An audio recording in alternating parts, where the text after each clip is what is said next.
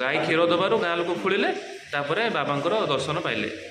ଆଚ୍ଛା ଆଚ୍ଛା। ନନା ଆପଣଙ୍କ ନାମଟା? ମୋ ନାଁ ହେଉଛି ଅରୁଣ କୁମାର ପଣ୍ଡା।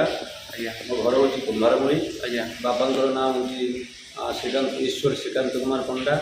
ଆମେ କୁମ୍ଭାରମୁଳି ଧବଳେଶ୍ୱର ମନ୍ଦିରର ପୂଜାରୀ। ବହୁ ବର୍ଷ ପୂର୍ବରୁ ମୋ ବାପା କରୁଥାନ୍ତି, ବର୍ତ୍ତମାନ 30 ବର୍ଷ ଧରି ମୁଁ କରି ଆସୁଛି ଏବଂ ମୋର ସହପାଠୀ ସମସ୍ତେ କରୁଛନ୍ତି। ଏବଂ ଏଠାରେ କୁମ୍ଭାରମୁଳି ସ୍ଥିତ ଗାଁରେ ବାବାଙ୍କର ଚଡ଼କ ବେଳା ଉପଲକ୍ଷେ ଚୈତ୍ର ମାସ ପର୍ବ ପାଳନ କରାଯାଏ। ଚୈତ୍ର ମାସରେ 10 ଦିନ ଧରି ପର୍ବ ପାଳନ ହୁଏ।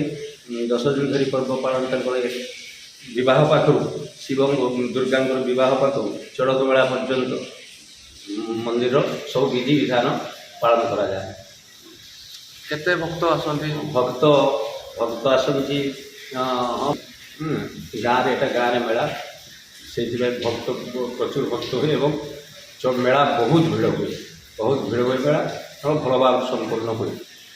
ଆପଣ ତ ଦୀର୍ଘ 20-25 ଧରି ବାବାଙ୍କୁ ପୂଜା କରୁଛନ୍ତି, ହଁ। ତ ତା ଭିତରେ ବାବାଙ୍କର କିଛି ମହିମା ଆପଣ ସେମିତି ଅନୁଭୂତି କରିଛନ୍ତି କି? ହଁ, ବାପା ଯେ ପୂଜା କରୁଥାନ୍ତି, ଭଲ ପୂଜା କରୁଥାନ୍ତି, ସମସ୍ତେ ତାଙ୍କର ଗୁଣଗାନ କରୁଥାନ୍ତି। ସମସ୍ତେ ଗୁଣଗାନ କରିଥାନ୍ତି ଏବଂ ସମସ୍ତେ ତାଙ୍କୁ ଭଲ ପାଉଥାନ୍ତି। ତେଣୁ ବାବା ଭଲ ଥିଲେ ଏବଂ ତାଙ୍କର ଗୁଣଗାନ କୀର୍ତ୍ତନ ଭଲ କରୁଥାନ୍ତି ସମସ୍ତେ। କେଉଁ କର୍ମ କଲେ ବାବା ପ୍ରସନ୍ନ ହୁଅନ୍ତି? କ'ଣ କଲେ ମଣିଷମାନେ କେଉଁ କାମ କଲେ ବାବା ଖୁସି ହୁଅନ୍ତି? ବାବାଙ୍କର ସେବା କଲେ ବେଶୀ ମଣିଷ ପ୍ରତି ଖୁସି ହେବେ। ବାବାଙ୍କର ସେବା ପାଇଁ ମଣିଷ ଖୁସି ହୁଅନ୍ତି। ସମସ୍ତେ ଖୁସି ପାଆନ୍ତି।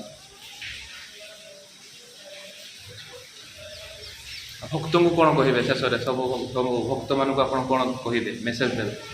ଭକ୍ତମାନେ ଭଗବାନଙ୍କର ଶୁଭକାମନା କରନ୍ତୁ ଏବଂ ସେମାନେ ସୁଖରେ ଥାନ୍ତୁ।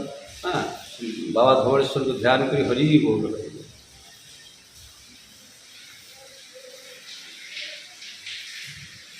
ନନା, ଏ ମନ୍ଦିର କେତେ ବର୍ଷ ହେଲାଣି? 100 ବର୍ଷ ପୂର୍ବରୁ। 100 ବର୍ଷ ପୂର୍ବରୁ। ତ ଗାଁ ଲୋକ ସ୍ଥାପିତ କରିଛନ୍ତି ନା କୌଣସି ମାନେ ସରକାରଙ୍କ ତରଫରୁ? ଗୋଟେ ଦେଖାଗଲା ଯେ ଗୋଟେ ଗାଈ ଆସି କ୍ଷୀର ପକାଉଥାଏ। କେଉଁଠି? ଏଇଠି ଆପେ ଆପେ ରହିଛି କିମ୍ବଦନ୍ତୀ ରହିଛି।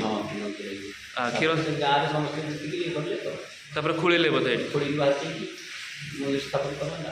ଏଇଟା ପାତାଳି ବାବାଙ୍କ ପାତାଳି ବାବା ନା ଧବଳେଶ୍ୱର ବାବା? ପୁରା ପାତାଳି। ଆଉ ଗାଈ କ୍ଷୀର ଦେବାରୁ ଗାଁ ଲୋକ ଖୋଳିଲେ, ତାପରେ ବାବାଙ୍କର ଦର୍ଶନ ପାଇଲେ। ଆଚ୍ଛା ଆଚ୍ଛା ଆଚ୍ଛା ଆଚ୍ଛା।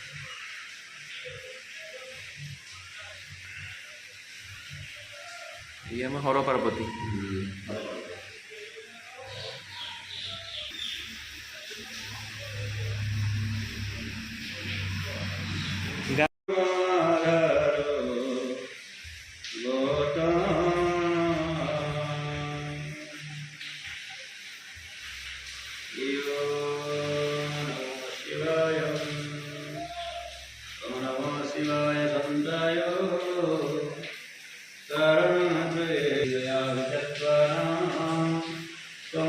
परमेश्वरं देवदेव महादेव महायोगी महेश्वरं महापापहरं देव मकराय नमः शिवाय